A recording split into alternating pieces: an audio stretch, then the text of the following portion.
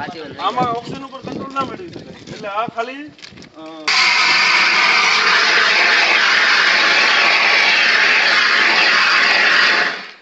જો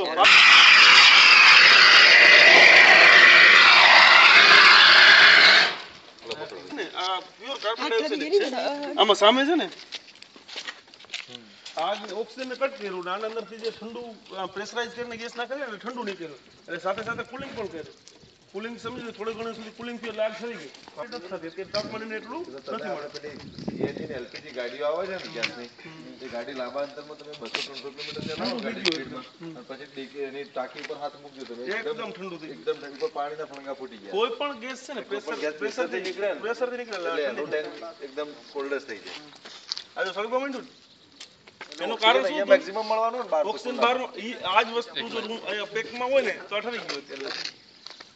પાછું આનાથી ઠરી જશે પણ પાછું એને જેવું તાપમાન એને જેટલી ટેમ્પરેચર જોઈશે ને એટલું મળી જાય એટલે પાછું સળગવા માંડવાનું